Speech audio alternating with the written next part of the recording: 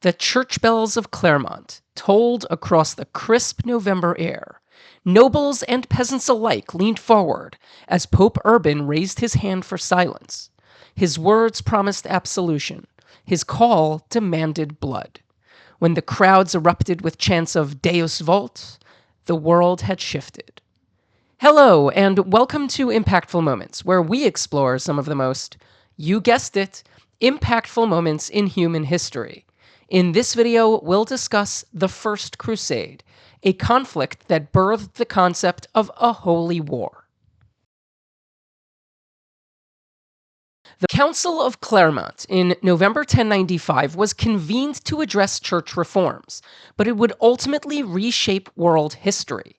On its final day, Pope Urban II delivered what is widely considered one of the most consequential speeches in human history, a fiery call to reclaim Jerusalem and the Holy Land from Muslim control, offering absolution to all who took up the cross.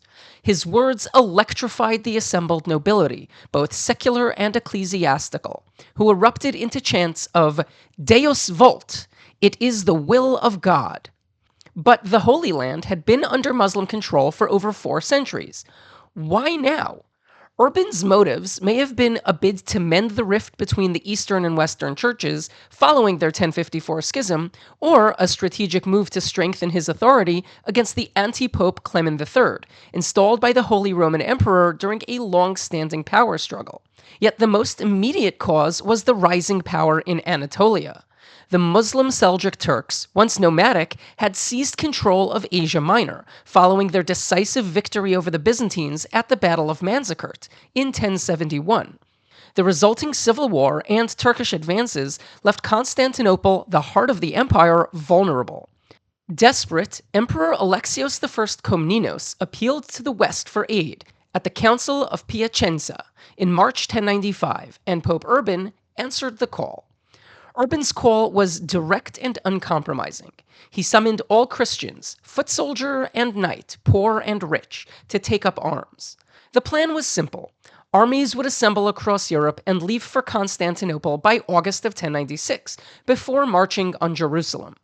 The response was overwhelming, perhaps too overwhelming. While the armies adhered, waves of lower-class zealots refused to wait. In northern France and the Rhineland, thousands rallied behind the charismatic Peter the Hermit, accompanied by minor knights like Walter Saint-Avoir in Germany.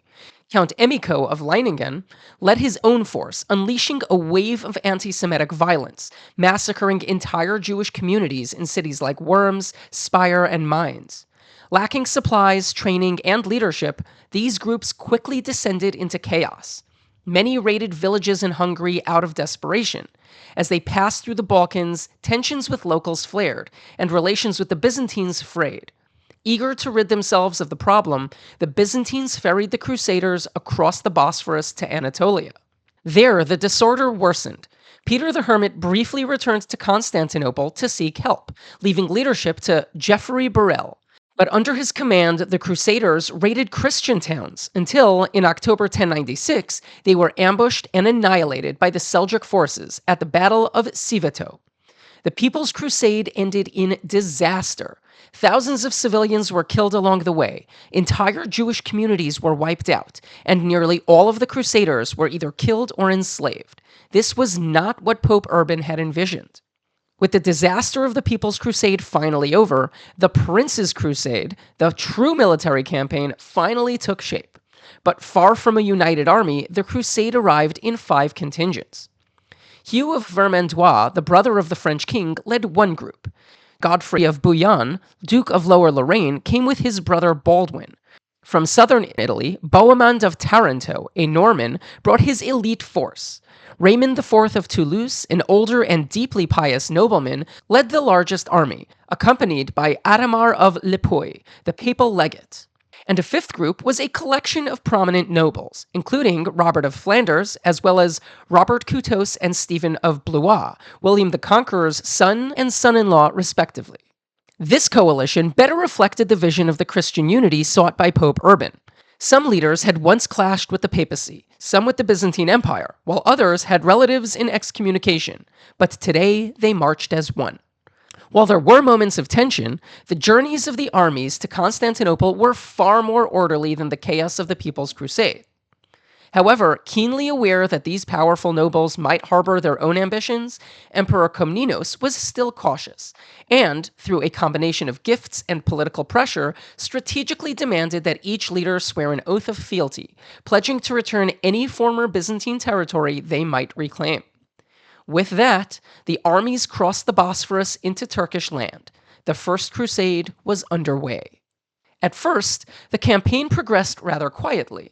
Following their victory over the woefully disorganized People's Crusaders, the Seljuks likely scoffed at the threat of a true army.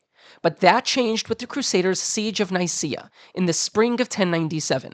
However, prior to the city's capture, the Byzantines intervened, negotiating the city's surrender directly with the Seljuks, cutting the Crusaders out. Though a military win, it sowed distrust between the allies. Now, alert to the Crusaders' threat, the Seljuks launched a major ambush near the city of Dorylaeum. In the sweltering Anatolian heat, Bohemond held the line for hours, demonstrating extraordinary discipline and leadership, until reinforcements, led by Godfrey and Raymond, arrived to deliver an invigorating victory. But from there, the real Anatolian challenge was traversing the landscape. The Seljuks, under direction of Sultan Kilish Arslan, poisoned wells and burnt crops, leaving the Crusaders to cross scorched plains with little food or water, while also navigating the steep, unforgiving Taurus and anti-Taurus mountains. As the strain mounted, so did political fractures. Already distrusting the Byzantines, Baldwin of Boulogne interpreted his oath to Komnenos rather loosely and broke from the main forces to seize Edessa, establishing the First Crusader state for himself and not the empire. After the treacherous trek across Anatolia, the Crusaders faced their final obstacle before the Holy Land, Antioch, an imposing city ironically fortified by the Byzantines. The siege began in late 1097, stretching through a harsh winter. Starvation ravaged both sides, some accounts even suggesting cannibalism, yet the Crusaders held firm, repelling several Muslim relief forces. In June 1098, Bohemond bribed Firoz, an Armenian guard who opened a gate and allowed the Crusaders to storm the city in a bloody massacre. But no sooner had they taken Antioch than they were besieged themselves by Kerboga of Mosul's vast army. Starved and trapped, morale was renewed when Peter Bartholomew claimed, amid wide skepticism, to have discovered the Holy Lance, a relic said to have pierced Jesus' side. Reinvigorated, the Crusaders charged from the city and miraculously routed Kerboga's larger yet fractured force. Bohemond, defying his oath to the Byzantines, claimed Antioch for himself, founding the Second Crusader state. The final leg of the crusade saw only a fraction of the original army press on. Stephen of Blois had fled during the siege of Antioch, even turning away potential Byzantine reinforcements. Hugh of Vermandois deserted soon after. Baldwin stayed behind to rule Edessa, and Bohemond stayed in Antioch, now his principality. Even Adhemar of Lipoi, the papal legate and nominal leader, had died, likely from illness contracted during the harsh conditions at Antioch. Still, the remnants of the Crusader force marched south, stopping briefly for a failed siege at Arca and a symbolic victory in capturing Bethlehem. At last, in June 1099, nearly 4 years after Pope Urban's call, the Crusaders reached Jerusalem, which was no longer even under Seljuk rule, captured by the Egyptian Fatimids the prior year. With supplies limited, the Crusaders opted for a direct assault on Jerusalem rather than a protracted siege, but the Fatimids had razed the surrounding forests, forcing the Crusaders to rely on Genoese sailors who dismantled their ships to provide timber for the siege engines. Using this salvaged wood, the Crusaders built towers and scaling ladders. After several failed attempts, Tancred, Bohemond's nephew, moved his siege tower under the cover of night, catching the defenders off guard, and on July 15, 1099, the Crusaders breached the walls and opened the gates. What followed was a horrific massacre. Contemporary accounts described indiscriminate slaughter. Men, women, and children, Muslim, Jewish, and even some Christians were killed in a frenzy of violence. Tancred tried, in vain, to protect some civilians under his banner, but order had collapsed. But when the dust had settled, Jerusalem was once again in Christian hands. but at a tremendous human cost. Enjoying so far? Give us a like and subscribe. It helps more than you know and keeps this kind of content coming. The First Crusade was both a resounding triumph and a sobering failure, depending on the perspective. From the broader Christian viewpoint, it was an overwhelming victory. After centuries of Muslim control, Jerusalem was reclaimed, and Latin Christendom briefly reasserted dominance over the Holy Land and over Islam. Pope Urban II, however, saw mixed results. His call had unified Europe, reclaimed sacred ground, and bolstered papal authority amid ongoing church reforms. But his hopes of healing the East-West schism had failed, and his aim to redirect internal violence outward ended in disaster. The People's Crusade ravaged parts of Europe and, more ominously, unleashed horrific anti-Semitic violence, setting a grim precedent for prolonged future persecution. Like the Pope, the Byzantines saw both success and failure. Emperor Komnenos recovered key Western Anatolian lands and secured some stability, but failed to restrain Crusader ambitions. Leaders like Baldwin and Bohemond cunningly or blatantly broke their oaths and established the Crusader states of Edessa, Antioch, Tripoli, and Jerusalem, none under Byzantine control. Despite the Christian victory, peace remained elusive. The Crusades sparked nearly 2 centuries of intermittent warfare, as the Holy Land remained unstable and hotly contested. In response, military orders like the Knights Templar and Teutonic Knights were established to protect pilgrims and holy sites, ultimately institutionalizing holy war as a lasting feature of medieval Christendom. The First Crusade cemented the idea of holy war as a legitimate and even sacred duty.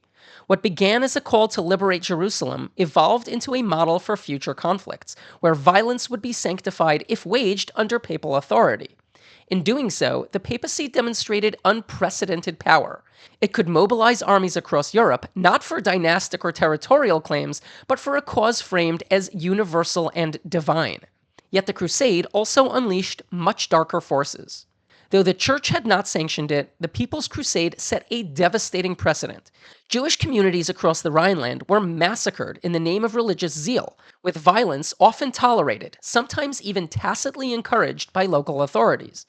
This crystallized a cycle of persecution that would haunt European Jews for centuries.